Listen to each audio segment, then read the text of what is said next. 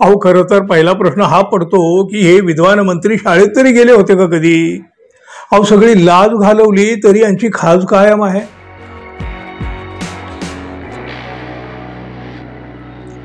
मित्र हो नमस्कार. महाराष्ट्राच्या राजकारणामध्ये हे राणे आणि कंपनी आहे ना, अगदी प्रसिद्ध आहेत ते.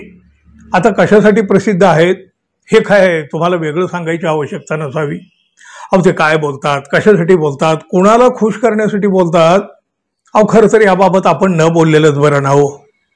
त्यात बघा आता हे नितेश राणे यांना देवेंद्र फडणवीसांनी मंत्रिपदाच्या खुर्चीवर बसवलं.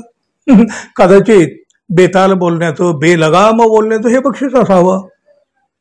मुस्लिमांच्या विरोधात बेलगाम बोलणं हा तर त्यांचा आवडता छंद असावा. पोलिसांच्या पत्नीविषयी सुद्धा त्यांनी अश्लाघ्य विधान केलेलं होतंच की. अहो त्याची मोठी चर्चाही झाली होती, लोकांनी संताप देखील व्यक्त केला होता. त्यांची एकापेक्षा एक बेताल विधानं महाराष्ट्रानं ऐकलेली आहेत. महाराष्ट्रानं संताप देखील व्यक्त केलेला आहे.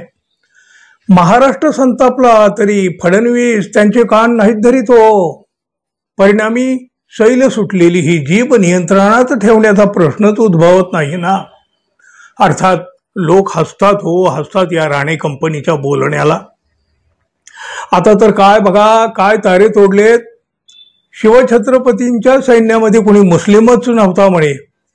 अहो खरं तर पहिला प्रश्न हा पडतो की हे विद्वान मंत्री शाळेत तरी गेले होते का कधी? समजा कधी यदा कदाचित गेलेही असले तरी याला इतिहास संशोधक कुणी केलं? कधी झाले हे इतिहास संशोधक? अहो काय चाललंय काय माहितीत, कुणी उठतं काहीही बोलतं. नितेश राणे यांनी छत्रपती शिवाजी महाराजांच्या सैन्यात मुस्लिम मावळे नसल्याचं वक्तव्य केलं आणि पुन्हा एकदा नव्या वादाला तोंड फुटलं. आता राणे आणि वाद म्हणजे काय हो, एका नाण्याच्या दोन बाजू. नितेश राणे इथेच थांबले नाही, त्यांनी शिवाजी महाराजांची लढाई ही इस्लाम विरोधात होती असा दावा देखील त्यांनी केला. या इतिहास संशोधकांनी महान, अहो जे खरा इतिहास सांगतात त्यांनाच हे अतिशहाणे म्हणू लागले आहेत. आता कोण शहाणा आहे, कोण अतिशहाणा आहे, कोण दीड शहाणा आहे हे महाराष्ट्राला चांगलं माहीत आहे. कुठल्या पिंडोक माणसानं न घडलेला इतिहास सांगावा आणि महाराष्ट्रानं तो ऐकावा, एवढी वाईट वेळ महाराष्ट्रावर नक्कीच आलेली नाही. बिनडोक असताना मंत्री होणं वेगळं, असा मंत्री झाला म्हणजे इतिहास संशोधक होता येत नाही हो. पण हे यांना सांगावं कुणी? अहो बघा, महायुतीत असलेल्या अजित पवारांनीही यांचे कान उपटलेले आहेत. शिवसेनेचे खासदार संजय राऊत यांनी तर राणे डबक्यात असल्याचा हल्ला चढवला आहे. तिकडे जितेंद्र आव्हाड यांनी सुद्धा त्यांच्या अज्ञानाकडे बोट दाखवलं आहे. अनेकांनी हा सगळा अतिशहाणपणाला या फटकारलेला आहे. शिवप्रेमींनी जनतेनं तर याची खिल्ली उडवली आहे. खिल्ली अर्थात या नितेश राणे यांची प्रत्येक वेळी खिल्ली उडतच असते म्हणा. खरं तर नितेश राणे यांना बालवाडीत तरी प्रवेश मिळेल की नाही हे सांगता येत नाही. पण त्यांना फडणवीस महोदयांनी थेट मंत्रिपदाच्या खुर्चीवर नेऊन बसवलं. काय होणार या महाराष्ट्राचं आणि काय होणार या सरकारचं? शिवरायांचे चरित्र ग्रंथ, बखरी, शिवकालीन पत्र आणि पाश्चिमात्य इतिहासकारांनी ठेवलेल्या नोंदीवर जर आपण नजर टाकली तर शिवरायांच्या पदरी मुस्लिम सैनिकच नाही तर विविध दलांचे प्रमुखही मुस्लिम असल्याचं स्पष्ट होत आहे. सभासद बकरीत मदारी मेहत्तर या मुस्लिम आवळ्याचा उल्लेख आहे. शिवरायांचा तोफखाना प्रमुख इब्राहिम खान असल्याचा चिटणीसांच्या बकरीत उल्लेख आहे. शिवरायांचा वकील काजी हैदर तो होता, त्याचा देखील शेजवलकरांकडून उल्लेख करण्यात आलेला आहे. अहो एवढंच काय, शिवकालीन पत्रामध्ये आरबार प्रमुख म्हणून दौलत खानाचा उल्लेख आहे. शिवाय पायदळ प्रमुख म्हणून नूरखान बेग यांचा देखील उल्लेख आहे. तर सिद्दी हिलाल घोडदलात सेनापती असल्याचा बकरीत उल्लेख आढळतो. अहो हेच काय, शिवरायांच्याकडे 700 पठाणांची फौज असल्याची माहिती देखील आढळते. सिद्दी इब्राहिम हा शिवाजी महाराजांच्या तोफखान्याचा प्रमुख होता. त्यांनी अनेक युद्धामध्ये महत्वाची भूमिका बजावली. दौलत खान हा तर शिवाजी महाराजांच्या वतीनं अनेक मोहिमांमध्ये भाग घेणारा शूर योद्धा होता. मुस्लिम अत्यंत विश्वासू असलेला अधिकारी सिकंदर, ज्याला शिवाजी महाराजांनी किल्ल्यांच्या रक्षणाची जबाबदारी दिली होती, अहो मावळ्यात सुद्धा मुस्लिम होते. मावळे हे शिवाजी महाराजांच्या गनिमी सैन्याचा एक महत्वाचा भाग होते. हे मावळे ज्यामध्ये हिंदू आणि मुस्लिम अशा दोन्ही धर्माचे लोक होते.